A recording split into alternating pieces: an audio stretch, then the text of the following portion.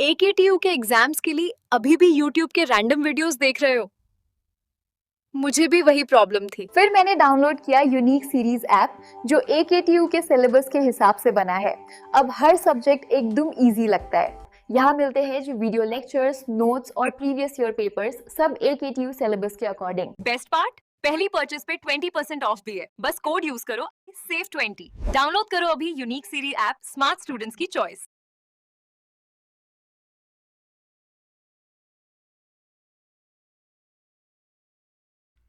Hello friends, स्वागत है आपका स्वेल मंत्रा प्लेटफॉर्म पर। साथियों, मैं पूर्ण प्रकाश।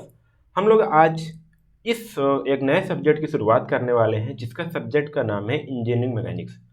साथियों, ये इंजीनियरिंग मैकेनिक्स उतना ही इम्पॉर्टेंट है जितनी आपकी इंजीनियरिंग की जर्नी। बिल्कुल, यदि आपकी इंजीनियरिंग जर्नी या यदि आपको इंजीनियरिंग को फाइनल ईयर तक जाना है तो ये सब्जेक्ट आपके फाइनल ईयर तक जाएगा। ठीक है, इंजीनियरिंग मैकेनिक्स नहीं तो ये जो मैकेनिक्स वर्ड है ना, ये आपके पूरे फाइनल तक जाएगा। तो इसलिए साथियों, ये आपका सेकेंड ईयर है, अभी आपके सेकेंड ईयर से स्टार्ट हुआ है तो आपके फाइनल तक साथ नहीं छोड़ने वाला। तो मैं यही आपसे उम्मीद करूंगा या फिर आपसे मैं यही एडवाइस दूंगा, यही सलाह दूंगा कि आप इस सब्जेक्ट पर को जो कमांड है वो बिल्कुल अच्छी तरह से बना के रखिएगा और जहाँ से पढ़िए। और इस कोर्स को मेरे साथ 1 to 1 पढ़िए, मतलब कि एक पूरी वीडियोज को एक साथ देखिएगा, क्योंकि ये आपका जो सब्जेक्ट है वो आपको तभी आपका थर्ड सेमेस्टर होगा, फोर्थ सेमेस्टर में मिलेगा। ठीक है, इससे रिलेटेड सब्जेक्ट आपका जो अभी है सिक्स सेमेस्टर में मिल सकता, सॉरी फिफ्थ में मिलेगा। ठीक है, सिक्स में भी मिल सकता है। फिर इसका जो एप्लीकेशन है वो आपके फाइनल ईयर तक जाएगा। तो ये जो इंजीनियरिंग मैकेनिक्स है ना, ये कहें कि आपकी ये शुरुआत है। और ध्यान दीजिएगा, ये ऐसी शुरुआत नहीं है। जो भी आपके न्यूमेरिकल सब्जेक्ट आएंगे, कौन से न्यूमेरिकल वाले, वो इन्हीं के बेस पे आएंगे। एक होता है थ्योरी, चलो कोर सब्जेक्ट है, थ्योरी है, आप उसको आराम से कहीं ना कहीं से आप पढ़ लोगे या उसको रट्टा मार लोगे या कहीं ना कहीं से आप कहानी बना के लिख लोगे। बट जो न्यूमेरिकल का स्टार्टिंग होता है इंजीनियरिंग में, वो होता है इंजीनियरिंग मैकेनिक्स से। आपने मैथ पढ़ा, वो 12th वाली थी या फिर MSc BSc वाली थी, वो उसका बहुत कम एप्लीकेशन होगा। बट जैसे ही आप इस मैकेनिक्स में आते हो, इंजीनियरिंग मैकेनिक्स में, तो ये न्यूमेरिकल का जो आपको इंजीनियरिंग का न्यूमेरिकल है वो आपको यहाँ से हेल्प मिलने वाली है। तो साथियों, जो मैं यहाँ पे बात करूंगा वो बात करूंगा सिविल इंजीनियरिंग के टर्म में। जो आपका सिविल इंजीनियरिंग का सिलेबस है, जिसका सब्जेक्ट कोड BCE 301 है, उसको मैं यहाँ पे कवर करूंगा। सॉरी, ठीक है।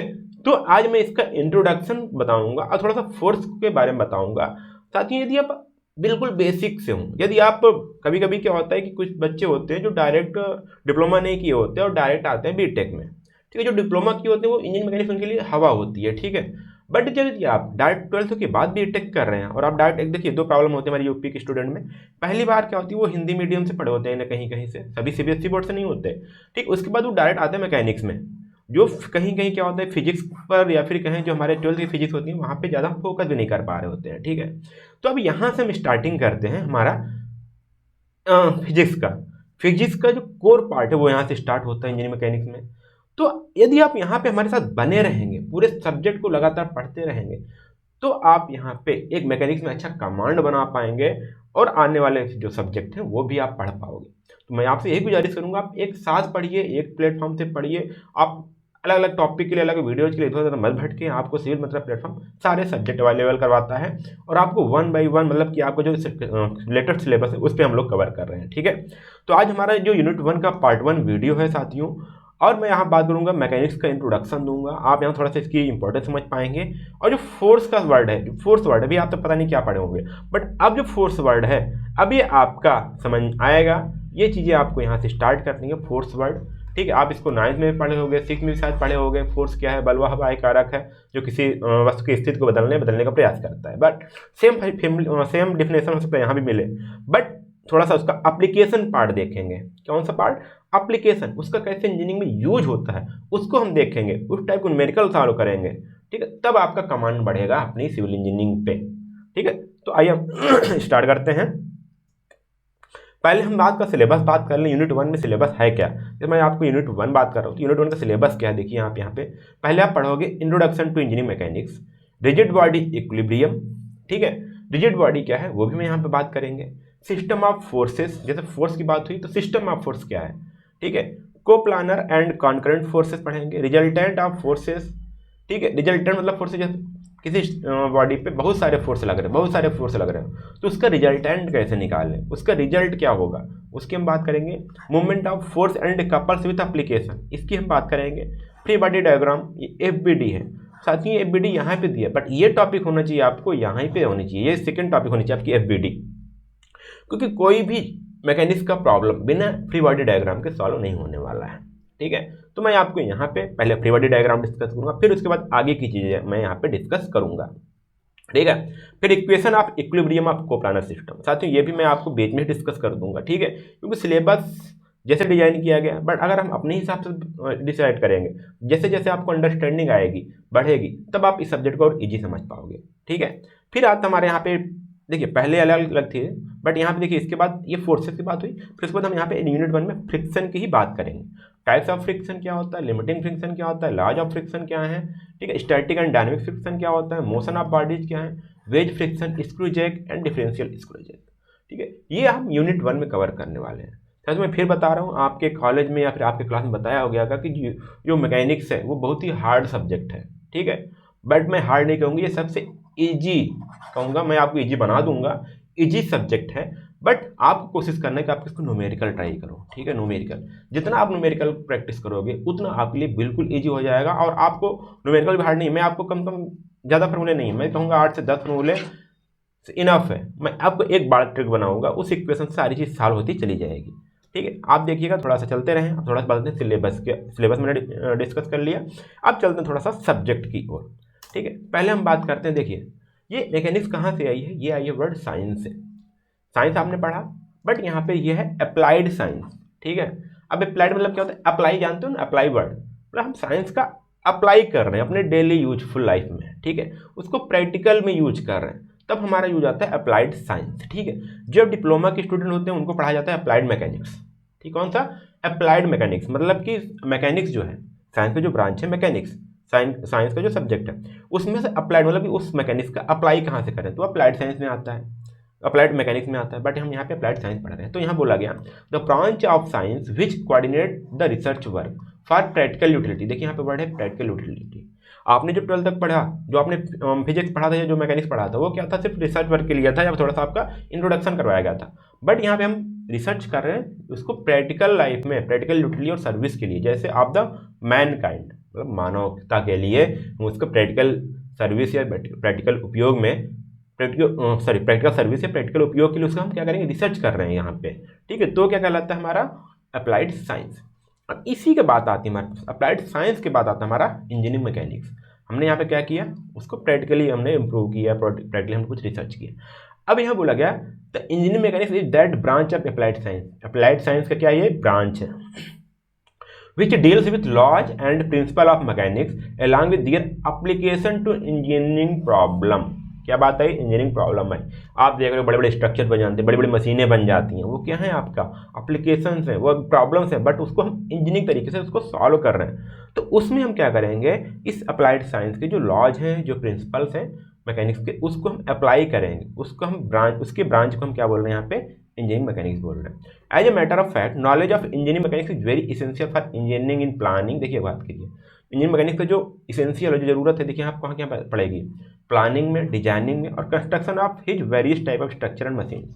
आप चाहे मैकेनिकल के स्टूडेंट हो, चाहे आप सिविल के स्टूडेंट हो, आपको मैकेनिक्स पूरा पकड़ के जाना है। ठीक है, पकड़ के रखना है।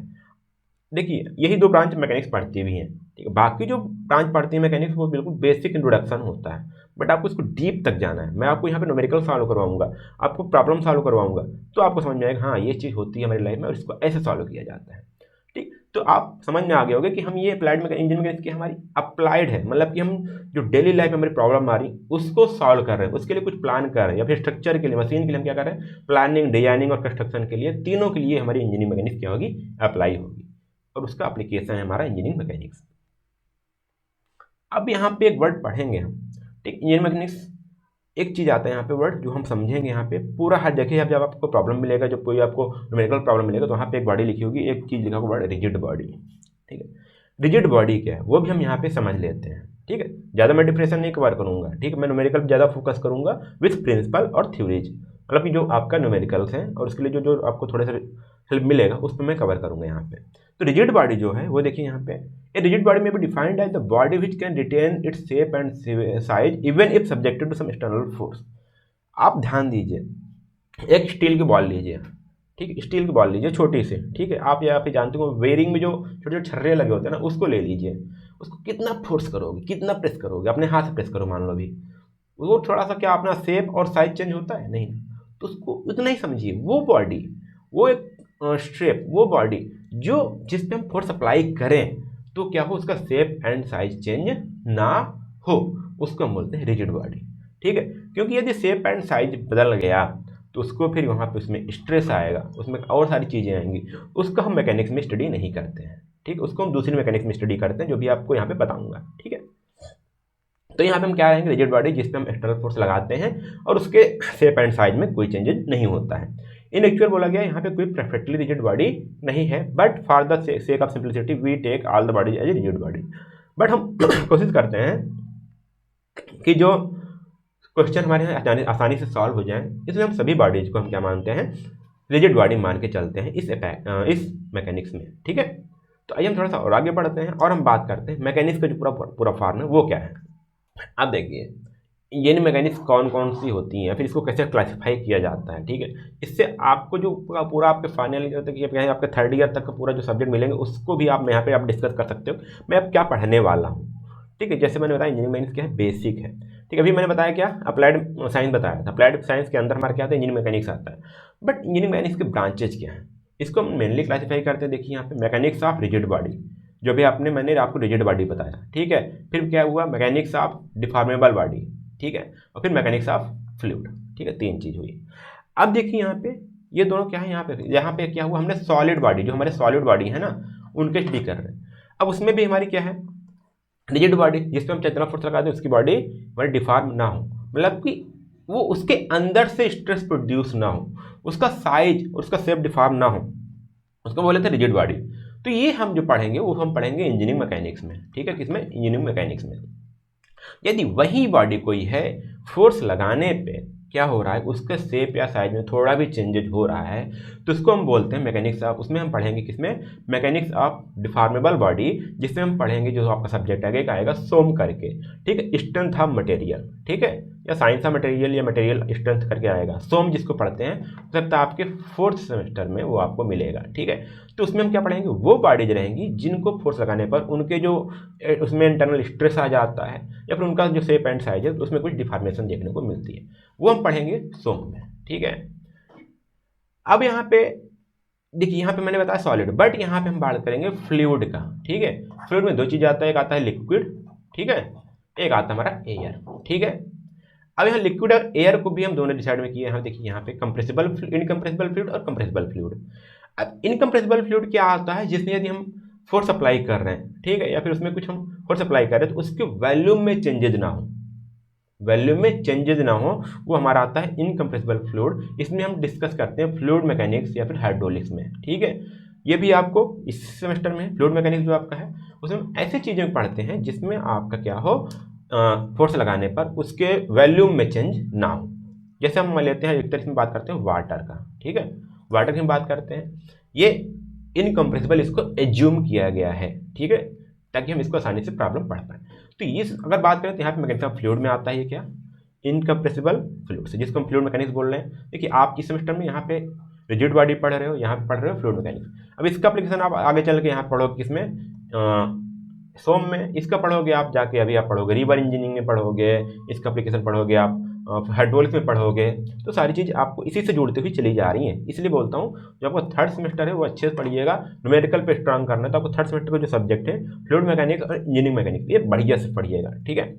अब देखिए यहाँ पे इसमें हो गया इनकम्प्रेसिबल फ्लूइड, बट यदि हम एयर की बात करें, हमारे पास एयर है ना, इसको दबा के इतना भी कम एरिया में भी इसको हम कंप्रेस कर सकते हैं। तो जब हम बात करते हैं यहाँ पे एयर की, तो आता है हमारा कंप्रेसिबल फ्लूइड। तो यहाँ पे हम फ्लूइड की स्टडी अलग करते हैं, जो हमारी लिक्विड होती है और जो कंप्रेसिबल फ्लूइड होती है उसकी स्टडी अलग करते हैं। इसको हम पढ़ते हैं फ्लूइड मैकेनिक्स में, ठीक है। और अब हम बात करते हैं, इसको पढ़ेंगे सोम में, बट अभी हमारा जो सब्जेक्ट है वो हमारा है इंजीनियरिंग मैकेनिक्स। तो अभी हमने बात की इसमें रिजिड बॉडी की स्टडी करते हैं। अब रिजिड बॉडी के बाद भी इसको हम 2 में डिवाइड करते हैं। पहले हमारा क्या है, स्टैटिक इंजीनियरिंग मैकेनिक्स, फिर हमारा आता है डायनेमिक इंजीनियरिंग मैकेनिक्स।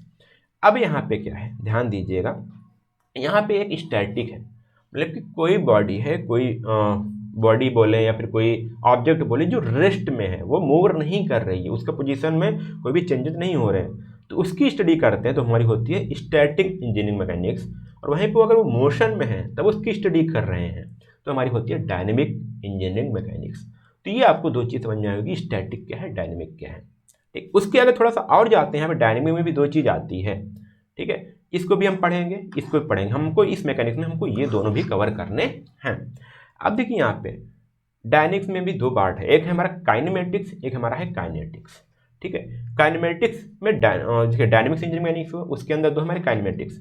काइनेमेटिक्स में तब हम बोलते हैं जब उसमें हम फोर्स कंसीडर नहीं कर रहे हैं, जैसे हमारी बॉडी मोशन में है, हम उसको वेलोसिटी निकाल रहे हैं, उसका हम असलरेशन निकाल रहे हैं। ठीक है, असलरेशन निकाल रहे हैं, हाँ, तब हमारी क्या है, उसमें फोर्स तो नहीं आ रहा ना, ऐसे स्टडी कर रहे हैं, तब हमारा क्या है, वो काइनेमेटिक्स में आता है। बट अगर हम काइनेटिक्स की बात करें तो हम फोर्स कंसीडर करते हैं, फोर्स हम कंसीडर करते हैं, जिससे हम वर्क डन निकाल रहे हैं, एनर्जी निकाल रहे हैं, तो बॉडी मोशन में भी है और उसका जो फोर्स लग रहा है वो भी हम कंसीडर कर रहे हैं। मान लीजिए हम फोर्स निकालें, फोर्स बराबर ma, कहीं कहीं आपको ऐसा मिलेगा इसमें हम मास कंसीडर नहीं करते। ठीक है, क्या होता है, mass is not consider, force बजाय मास लिखा होता है। ठीक है, अगर मास नहीं लिखा रहा है, मास कंसीडर नहीं हो रहा, उसका द्रव्यमान है वो कंसीडर नहीं हो रहा, तब वो काइनेमेटिक्स होगा। ठीक है, सेम चीज़ वही, अगर मास कंसीडर हो रहा तो फोर्स बन गया, क्योंकि मोशन में होगा तो कहीं ना कहीं उसमें वेलोसिटी होगी, क्या होगी, वेलोसिटी होगी, वेलोसिटी होगी, चेंज हो रही तो असलरेशन होगा, असलरेशन है और साथ में मास है तो हमारा फोर्स तो लगेगा ही लगेगा।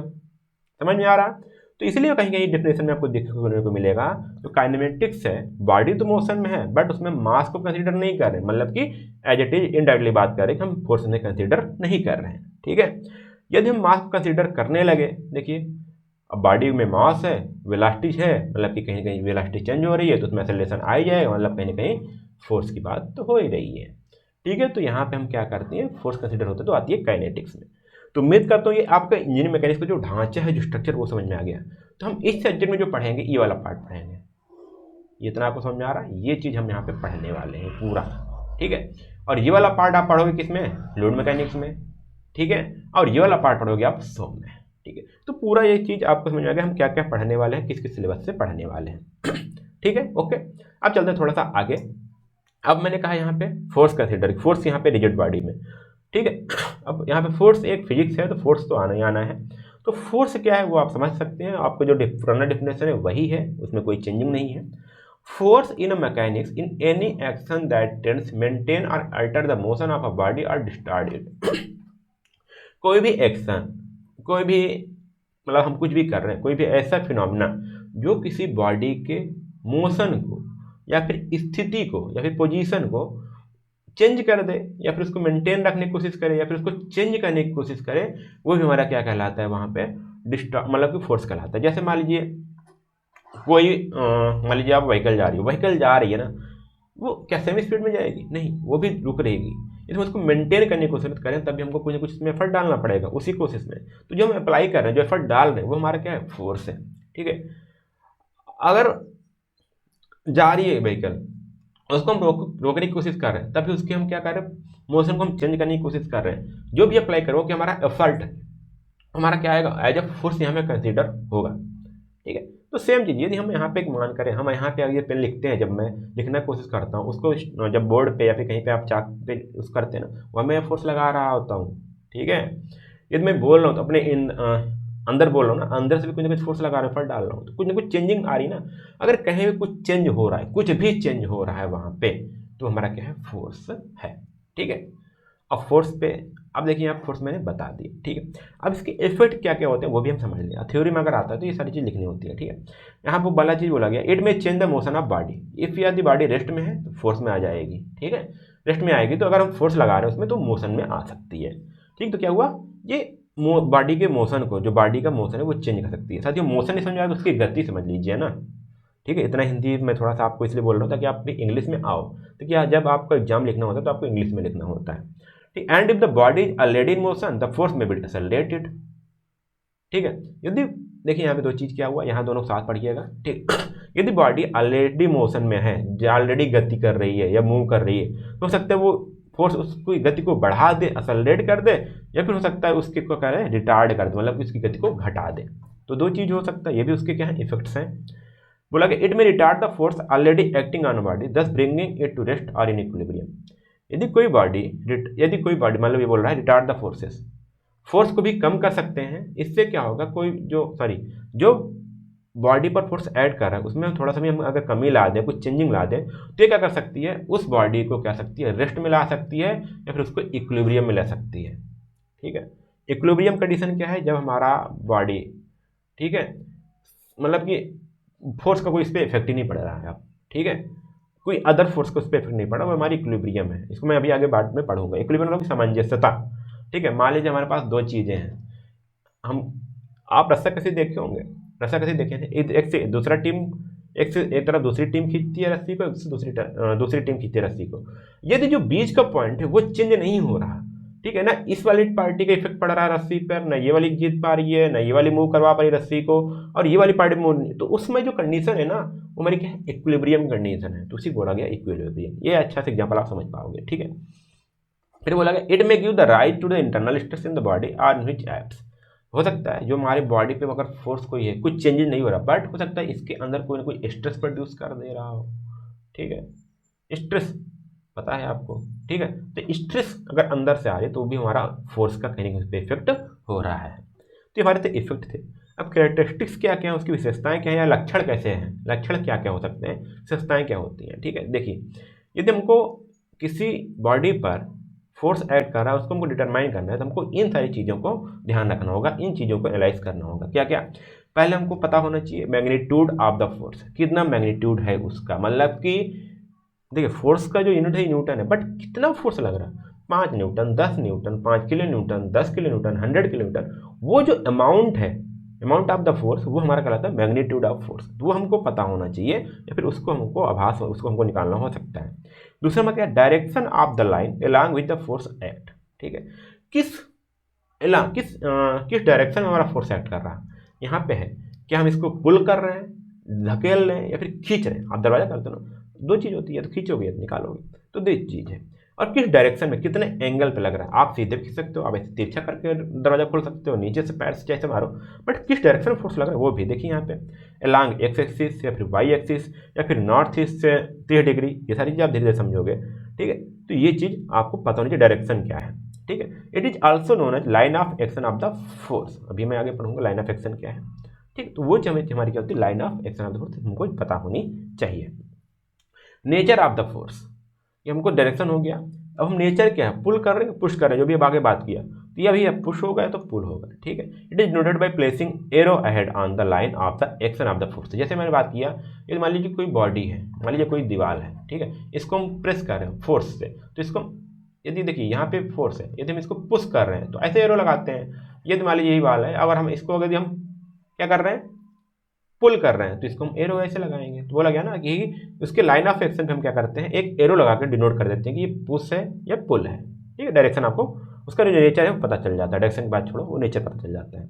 And the point at which या through which the force acts on the body. ठीक है, किस पॉइंट पर एक्ट, जैसे मैंने बताया ना यहाँ पे एक लाइन खींच दिया था, तो किस पॉइंट पे एक्ट कर रहा है वो फोर्स, वो भी हमको पता होना चाहिए, तब हम इसको और आसानी से सॉल्व कर पाएंगे, फोर्स को उसको हम स्टडी और आसानी से कर पाएंगे। अभी मैं चाहे बताया 4 पॉइंट साथियों, ये 4 पॉइंट मैंने आपको बताया। आप साथी यदि आपको ये चीज़ें समझ में आ गई ना, तो अभी जब मैं न्यूमेरिकल सॉल्व करूँगा तो आप सारी चीज़ें ये होती चली जाएंगी। इसलिए मैं फिर बेसिक समझा रहा हूँ और इस वीडियो में बेसिक ही समझाऊंगा। ठीक है, तो आपको आसानी से समझ में आ जाएगी, आगे जब न्यूमेरिकल पार्ट पे डिस्कस करूँगा तो। ठीक है, ये चीज़ हो गया। अब थोड़ा सा बहुत हो रही है सिस्टम ऑफ फोर्सेस। ठीक है, अब वो क्या है, अब साथियों मैं क्या करता हूँ, कोई बॉडी है, मान लीजिए बॉल है। ठीक है, आप इस पर खड़े हो गए, तो क्या सिर्फ एक फोर्स काम कर रहा है। ठीक है, बट इसी बॉल पे मान लीजिए कोई क्या करते हैं, एक रस्सी, एक मान लीजिए पॉइंट है। ठीक है, एक बड़ा सा बॉल है, इसमें कई सारी रस्सी बांध दो। ठीक है, अब हर कोई अलग अलग पॉइंट से इसको खींच रहा है, अलग अलग रस्सी से इसको खींच रहा है। तो इसमें कई सारे फोर्स ऐड कर रहे हैं ना इस बॉल पे, या फिर इस जो ऑब्जेक्ट है। तो अब कि वो कई सारे फोर्स जब किसी बॉडी पर ऐड करते हैं तो उसको हम बोलते हैं सिस्टम ऑफ फोर्स। उस पर फोर्स का एक सिस्टम वर्क कर रहा है। तो उस जब मतलब ये बोला गया ना, when 2 or more forces act on a body they are called form a system of force, उसको हम सिस्टम ऑफ फोर्स बोलते हैं, फिर उसको फोर्स नहीं बोलते हैं। ठीक है, तो ये चीज़ आपको समझ में आई। किसी बॉडी पर, किसी ऑब्जेक्ट पर ये कई सारे फोर्स काम कर रहे हैं तो उसको हम बोलते हैं सिस्टम ऑफ फोर्स। थोड़ा सा टेक्निकल वर्ड है, ये आपको अगर न्यूमेरिकल में मिलते रहेंगे वर्ड में। अब कितने टाइप्स के होते हैं सिस्टम ऑफ फोर्स, वो भी आप समझ लीजिए। पहले है को प्लानर फोर्सेस।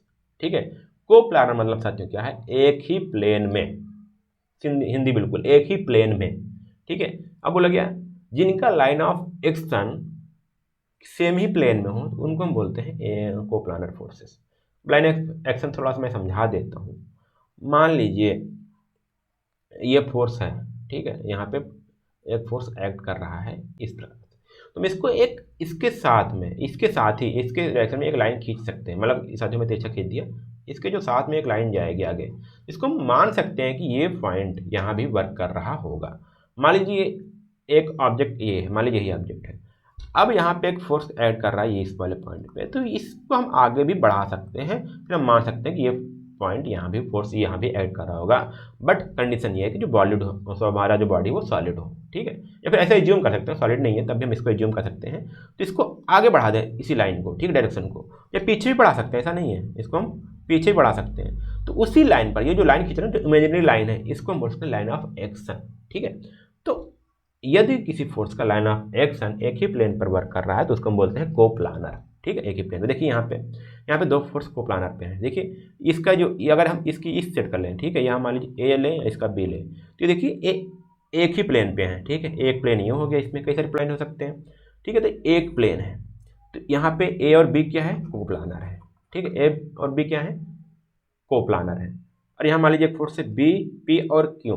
ठीक है, अब इसकी दो की बात करें, अब अगर पूछा जाए पी और क्यू क्या को प्लानर फोर्सेस हैं, तो आप बोलोगे हाँ, क्योंकि ये वाले इस वाले प्लेन पे वर्क कर रहे हैं और ये दोनों एक प्लेन पे वर्क कर रहे हैं।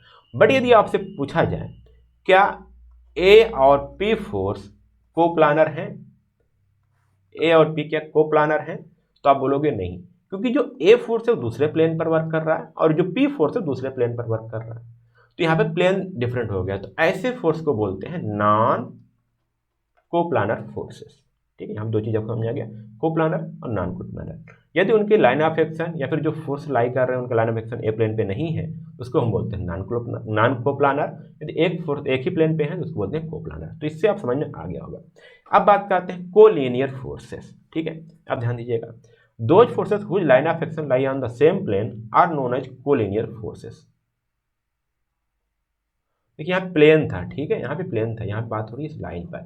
यदि उनका लाइन ऑफ एक्शन, दोनों फोर्स जो हैं वो उनका लाइन ऑफ एक्शन एक ही लाइन पे है तो उसको बोलते हैं कोलिनियर। देखिए यहाँ पे ये है, इसको हम आगे बढ़ाते चले जाएं। यहाँ पे मान लीजिए फोर्स हमारा ए है, ये हमारा बी है, तो एक ही लाइन पे है ना, तो ए बी क्या हुए, कोलिनियर फोर्स हुए, मतलब कि ये कहीं एक दूसरे को इंटरसेक्ट कर सकते हैं। और इंटरसेक्ट करने की बात एक ही लाइन पे ही है, इंटरसेक्ट की बात करनी छोड़ो, एक ही लाइन पे है। ठीक है, और यही बात करते हैं ये भी, देखो पी और क्यू। ठीक है, पी और क्यू। तो अब यहाँ पे देखोगे साथियों, तो ये क्या है, ये देखिए ये भी एक ही लाइन पे है, अगर लाइन को आगे बढ़ाया जाए तो ये भी एक ही लाइन पे है। तो ऐसे फोर्स को भी बोलते हैं हम क्या, कोलिनियर फोर्सेस। हम यहाँ पे नेचर की बात नहीं कर रहे हैं कि यहाँ पुल हो रहा है पुश हो रहा है, नहीं, बट हम बात कर लाइन ऑफ एक्शन की बात हो रही है। तो क्या है हमारा, है ये हमारा क्या है, कोलिनियर फोर्सेस। ठीक है, अगर यहीं पे बात करें क्या ए और पी हमारे क्या है, कोलिनियर है, तो ये नहीं है, क्योंकि इनका लाइन ऑफ एक्शन कहीं एक ही लाइन पे नहीं है। तो ये हमारे क्या है, नॉन कोलिनियर फोर्सेस बोलते हैं। और नॉन कोलिनियर को वो भी देखिए, नॉन कोलिनियर अलग हो गया। ठीक है, ये हमारे क्या हो जाएंगे, नॉन कोलिनियर और नॉन पैरेलल। ध्यान दीजिएगा, कभी पैरेलल और नॉन पैरेलल में डिफरेंस आएगा। देखिए नॉन कोलिनियर मान लीजिए ये, अगर ये पॉइंट है, ठीक है, ये फोर्स एक्ट कर रहा है और ये फोर्स एक्ट कर रहा है, तो ये देखिए ये तो नॉन कोलिनियर है, बट ये क्या हो सकते हैं, एक दूसरे को इंटरसेक्ट कर सकते हैं, तो ये पैरेलल नहीं हुए। ठीक है, ध्यान दीजिए डिफरेंस क्या है, ये नॉन कोलिनियर तो हैं बट ये पैरेलल नहीं है। ठीक है, पैरेलल का तब होगा जब वो इनफिनाइट में भी कहीं जिनका लाइन ऑफ एक्शन दूसरे के पैरेलल हो। अभी मैं आगे बात करूंगा। ठीक है, थोड़ा सा आपको ओवरव्यू दे रहा था। अब मैं बात करता हूँ कॉन्करेंट फोर्सेस। कॉन्करेंट मतलब साथियों क्या होगा, एक पे बिंदु पे मिल रही हैं। कॉन्करेंट में इसको ध्यान दीजिएगा, कॉन्करेंट मतलब क्या है, एक पॉइंट पर मिल रही हैं। ऐसे फोर्स जिनका लाइन ऑफ एक्शन किसी पॉइंट पर अगर दूसरे को इंटरसेप्ट करें या किसी एक पॉइंट पर मीट कर रही हों, तो उनको हम बोलते हैं कॉन्करेंट फोर्सेस। देखिए यहाँ पे the forces which meet at one point are known as concurrent forces, but concurrent forces may or may not be collinear. ठीक है, देखिए एक दूसरे से कोलिनियर पे हो भी सकती है, नहीं भी हो सकती है। ठीक है, तो यहाँ दीजिए यहाँ पे एक कुछ फोर्सेस है, मान लीजिए पी है, क्यू है और यस है। ठीक है, तो किसी एक पॉइंट पर इनका लाइन ऑफ एक्शन क्या है, या फिर एक फोर्सेस किसी एक पॉइंट पर मीट कर रही मिले रही हैं, तो ऐसे फोर्स को बोलते हैं कॉन्करेंट फोर्स। ठीक है, भी ध्यान दीजिएगा। बोला अगर एक पॉइंट पे मिल भी रही है, नहीं मिल पा रही, तो मान लीजिए ऐसी फोर्स है, अभी एक इधर जा रही है, एक इधर जा रही है, एक इधर जा रही है, तो एक पॉइंट पे थोड़ी मिल रही हो, तो एक पॉइंट से दूर जा रही है, तो नॉन कोलिनियर तो है। ठीक है, और वो भी तभी को कॉन्करेंट है। आगे हम बात करते हैं कोप्लानर कॉन्करेंट। देखिए अब दो वर्ड भी मैंने बताया यहाँ पे, वन वर्ड का, कोप्लानर है, कोलिनियर है, कॉन्करेंट है। अब बात करें कोप्लानर है, कॉन्करेंट है। ठीक है, तो देखिए यहाँ पे एक ही प्लेन पे फोर्स क्या है, एक ही प्लेन पर है, बट वो किसी पॉइंट पर मिल रही हैं, पॉइंट पर मीट भी कर रही हैं। ठीक है, तो बोल रहा जा रहा है कोप्लानर कॉन्करेंट फोर्सेस। आप इसको देखिएगा। ठीक है, ये अलग अलग सरफेस है, अलग अलग प्लेन्स है, बट यहाँ पे जो फोर्स ऐड कर रहा है वो एक पॉइंट पर मिल भी रही है। ठीक है, तो इसको हम बोल सकते हैं कोप्लानर कॉन्करेंट फोर्सेस ये होती है। कोप्लानर नॉन कॉन्करेंट फोर्सेस, अब यही समझिए। यहाँ पे देखिए वाला एग्जांपल, यहाँ पे क्या हो रहा है कि सारे फोर्सेस एक प्लेन पर तो हैं, बट किसी एक पॉइंट पर मीट नहीं कर रही हैं। ठीक है, किसी एक पॉइंट पर मीट कर रही है, अलग भाग रही है, अलग भाग रही है, अलग भाग रही है। ठीक है, तो ये क्या हो गए, कोप्लानर तो है बट नॉन कॉन्करेंट है। देखिए यहाँ बोला गया the forces which do not meet at one point but their line of action lie on the same plane. इसको लाइन ऑफ एक्शन बढ़ाएंगे तो प्लेन पे ही है, इसको बढ़ाएंगे तो भी एक प्लेन पे है, बट कहीं से मीट नहीं कर रही है एक पॉइंट पे, तो नॉन कॉन्करेंट फोर्सेस है और कोप्लानर है। अब देखिए आगे पढ़ते हैं नॉन कोप्लानर कॉन्करेंट। क्या ऐसा भी हो सकता है कि फोर्सेस जो हों एक पॉइंट पर मिल भी रही है बट तब भी एक प्लेन पे नहीं है? हाँ, ऐसा हो सकता है। देखिए यहाँ पे एक फोर्स इस प्लेन पर है, एक फोर्स यहाँ पे इस प्लेन पे है, एक फोर्स हमारा इस प्लेन पे भी हो सकता है, बट ये कॉर्नर पे कहीं ना कहीं मीट कर रही है। ठीक है, मान लीजिए हमारा एक्स एक्सिस है, वाई एक्सिस है और जेड एक्सिस है, 3 जेड एक्सिस होती हैं, और हर एक्सिस पे एक फोर्स ऐड कर रही है, बट वो कहीं ना कहीं स्पेस में कहीं ना कहीं मिल रही है एक दूसरे से। ठीक है, तो अलग अलग एक्सिस पे हैं, तभी वो क्या है, नॉन कोप्लानर है, बट एक पॉइंट में मिल रही है, इसलिए वो क्या है, कॉन्करेंट है। तो the forces which meet at one point but their line of action do not lie on the same plane are known as coplanar concurrent forces. साथियों, मैं आपको कोऑर्डिनेट वाला नहीं बता रहा हूँ, कई सारे बुक में रिफर करोगे तो उसमें एक्सिस बता रहे, कोऑर्डिनेट बताते हैं, एक्स वाई जेड, उसके बाद सारी चीज एक्सप्लेन करते हैं। बट मैं जो ऑब्जेक्ट बना दिया ना, ये भी तो सेम प्लेन है, ये भी 3D है ना, मान लीजिए ये भी तो 3D है। ठीक है, इसमें भी आप देखो एक्स आपको वाई मिल जाएगा, एक्स मिल जाएगा, जेड मिल जाएगा, बट इसमें भी आप तो देख पा रहे हो सारी चीज़ें। तो ये आसान पड़ता है समझने के लिए, बाकी साथ ये बात समझने के लिए, बाकी आपको आगे कहीं मिलेगा नहीं है, बस थ्योरी में लिखने को आ जाएगा। ठीक, अगला हमारा है non coplanar non concurrent forces. अब यहाँ पे बोला गया, देखिए the forces which do not meet at one point and their line of action do not lie on the same plane they are called non coplanar non concurrent forces. अब देखिए यहाँ पे, ये देखिए अलग अलग प्लेन पे हैं भी, अलग अलग प्लेन पे हैं और एक पॉइंट पे मिल भी नहीं रही, तो नॉन कोप्लानर और नॉन कॉन्करेंट फोर्सेस है। तो सेम सा ऐसा आप पढ़ सकते हो। अब इसमें साथ में मैंने 8 बताया, किसी बुक में आपको 10 लिख देंगे, 12 लिख देंगे, सेम चीज़ ऐसे ही रहेगा, आपको बस वर्ड समझने हैं। अब देखिए मैंने यहाँ पैरेलल फोर्स नहीं बताया, बट पैरेलल फोर्स क्या हो जाएंगे, जिनकी लाइन ऑफ एक्शन एक दूसरे के पैरेलल हो, पैरेलल फोर्सेस हो गई। ठीक है, अब यहाँ पे कोलिनियर बताया, नॉन कोलिनियर नहीं बोला, तो मेन चीज़ कोलिनियर बता दिया, जिनका line of action same line पे हो कोलिनियर है, जिनका नहीं हो नॉन कोलिनियर है। कॉन्करेंट नॉन कॉन्करेंट अलग होता है, कॉन्करेंट एक पॉइंट पर मीट कर रही है, नॉन कॉन्करेंट एक पॉइंट पर मीट नहीं कर रही है। तो कुछ इस प्रकार से आपको फोर्स देखने को मिलते हैं। अब मैं एक प्रिंसिपल बताऊंगा, उसके साथ मैं इस यूनिट को, इस लेक्चर को खत्म करने की कोशिश करूंगा। ये जो लॉ है ना, ये आपको आगे समझने में बहुत ही हेल्प करने वाला है। ठीक है, मेन चीज़ ये वाला, पहले मैं एक चीज़ ये बता दूं, principal of physical independence of forces. ठीक है, इसको हम आगे चल के रिजल्टेंट फोर्स भी बोलेंगे, बट अभी यहाँ पे थोड़ा सा पॉइंट था, मैं बता दे रहा हूँ, इसको हम चल के आगे रिजल्टेंट फोर्स भी बोलेंगे, उसमें भी यही सेम डिफिनेशन आपको मिलेगी। ठीक है, यहाँ बोला गया if the number of forces simultaneously acting on a particle, then the resultant of these forces will have a same effect on a produced by all of the forces। जैसे मैंने बोला, आप 3-4 लोग हो, एक ही ऑब्जेक्ट को खींच रहे हो। ठीक है, कोई खींच रहा है, मतलब कोई खींच रहा है, 2 लोग खींच रहे हो, 1 लोग ठेल रहे हो। ठीक है, इसको धक्का दे रहे हो, पुश कर रहे हो, नेचर अलग अलग है, बट इसका एक ऐसा भी रिजल्टेंट फोर्स निकल सकता है, एक ऐसा हम फोर्स लगा सकते हैं इस पर, जिसका इफेक्ट सेम हो जैसे ये तीन लोग लगा रहे हैं, ठीक है। मान लीजिए P है, Q है, S है, ठीक है। हम क्या करते हैं, सेम नेचर का इन तीनों को ऐड कर लिए या फिर कुछ ऐसा फोर्स लगाते हैं जिसका इफेक्ट इन तीनों के बराबर हो, ठीक है। तो जो जिसका इफेक्ट इन तीनों के बराबर होगा इफेक्ट, उसको हम बोलेंगे क्या, रिजल्टेंट फोर्स, ठीक है। मतलब कि ऐसा फोर्स लगा दे कि इन तीनों को ही रिप्लेस कर दे वो, और वही एक करे तब भी हमारा काम हो जाए। मतलब कि तीन लोग को क्या लगाने की जरूरत है, उसके बराबर हम एक लोग को लगा दें, ठीक है। तो वही हाल होता है, वही रिजल्टेंट फोर्स का होता है। वही आप डिफिनेशन याद करेंगे तो अब आपको आ जाएगा, principle of physical independence of forces.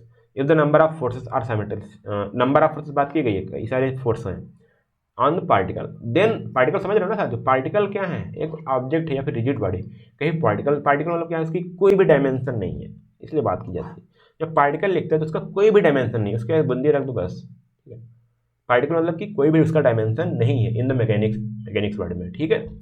ना उसकी अपसाइज, ना है, ना लेंथ, ना हाइट, ना वेट, कुछ भी नहीं होता पार्टिकल बोला गया है तो, ठीक है। इससे कभी भी रिजिड बॉडी को हम फ्री बॉडी डायग्राम बनाते हैं तो उसको हम पार्टिकलाइजर कंसिडर करते हैं।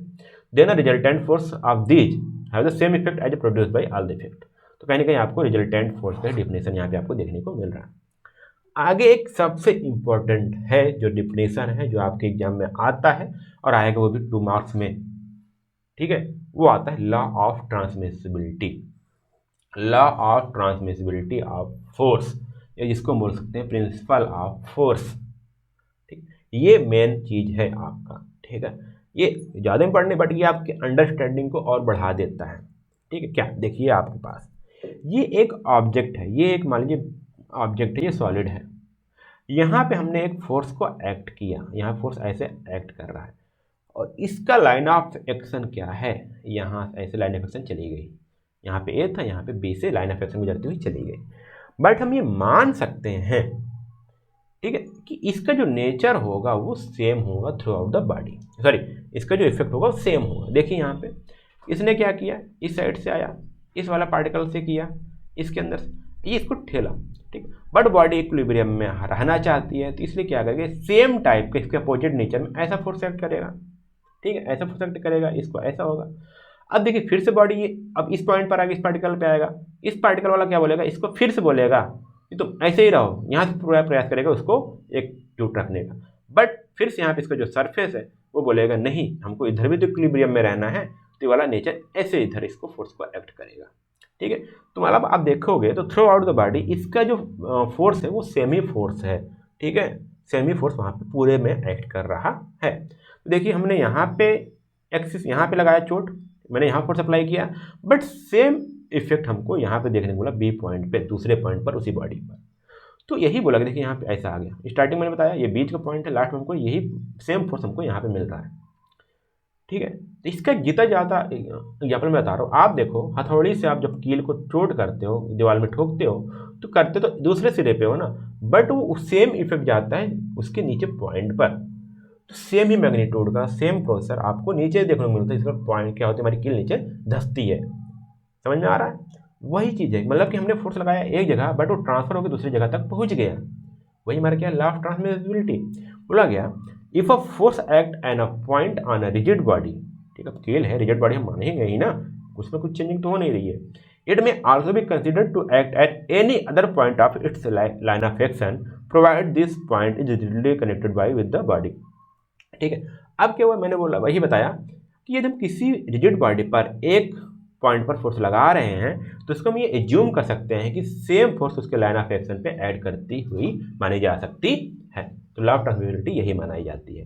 अब जैसे मैंने बताया ना कील है, अब कील आपको ठोक रहे हो, ठीक है, कील आपकी ठोकती है, आगे पिन है थोड़ा सा, ठीक है, अब इस पर हैमर मार रहे हो, तो यहाँ पे भी यहाँ पे जितने आप चोट हैमर से दे रहे हो, जितना फोर्स दे रहे हो वो सेम कील पर आपको सेम मानी जा सकती है कि सेम थ्रू आउट सेम कील, वो सेम ही फोर्स वहाँ पे एक्ट कर रहा है।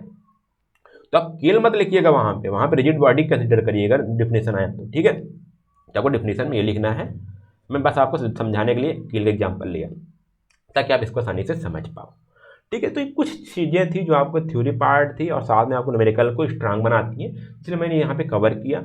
आप थोड़ा सा टेक्स्ट बुक रेफर करिएगा, मैं आपको यहाँ पे नीचे दे दूँगा कोर्स के नीचे, तो आप PDF भी मैं अगर ये आप पढ़ रहे हो तो आप आपको मैं 2-3 पीडीएफ दूंगा, बट उसमें मैं प्रेफर करूंगा जो आपके आर.के. राजपूत की मैकेनिक्स है, ठीक है, आर.के. राजपूत की, वो प्रेफर करिएगा, वो बेस्ट मैं मानूंगा, वो बेस्ट होगी आपके लिए, ठीक है। और साथ ही यदि आपकी वीडियोज अच्छे लग रहे हैं, आपको कोर्स समझ में इंजॉयबल लग रहा है, सिविल मंत्रा ऐप के जो फीचर्स अच्छे लग रहे हैं, तो अपने दोस्तों तक इस कोर्स को शेयर करना मत भूलिएगा। जी हाँ साथियों, क्योंकि बहुत सारे स्टूडेंट हैं जिनको ज़रूरत है, बट लैक ऑफ नॉलेज, वो पढ़ नहीं पा रहे, एक अच्छा प्लेटफॉर्म नहीं मिल पा रहा उनको। तो यहाँ पे आपको सिविल इंजीनियरिंग, मैकेनिकल इंजीनियरिंग के सारे वीडियो, सारे कोर्सेस आपको इस ऐप पर मिल जाएंगे। अपने दोस्तों को रिकमेंड करिएगा। यदि आपको कोर्स अच्छा लगा तो आप लाइक करिएगा, क्योंकि यहाँ पे आपको कंसेप्चुअल वीडियो, लेटेस्ट सिलेबस आपको देखने को मिल रहे हैं, ठीक है। सभी सब्जेक्ट एक प्लेस पे देखने को मिल जाएंगे, जितने भी आपके AKTU के सब्जेक्ट हैं। आपको यहाँ पे ऑफलाइन डाउनलोड मटेरियल करने का आपको एक्सेस है। आप वहाँ पे offline with in the app कर सकते हो, आप उसको वीडियो देख सकते हो, PDF भी आप डाउनलोड कर पाओगे। एज वेल एज यदि आपको बिग स्क्रीन पे देखने की जरूरत है तो आप क्रोम पे या वेब पे PDF और वीडियो दोनों देख पाओगे, दोनों पढ़ पाओगे, ठीक है। और आपको ऐप डाउनलोड करना है तो आप यहाँ पे प्ले स्टोर पर जाके अपने दोस्तों को बता सकते हो कि ऐप को डाउनलोड कर लीजिए, ठीक है। तो ये चीज़ आपको यहाँ पे मिलता है, तो अपने दोस्तों को जरूर बताइएगा, ठीक है, यदि इस ऐप के बारे में और इस प्लेटफॉर्म के बारे में, ताकि वो भी भटके ना, पढ़ पाएँ, ठीक है। अब साथियों फिर मिलते हैं अगले वीडियो में, और इंटरेस्टिंग और इसको डीप बनाते हुए सब्जेक्ट को आगे मिलते रहेंगे, आगे पढ़ते रहेंगे और सब्जेक्ट को आसान बनाते हुए चले जाएंगे। तो फिर मिलते हैं अगले वीडियो में, तब तक के लिए धन्यवाद। जय हिंद।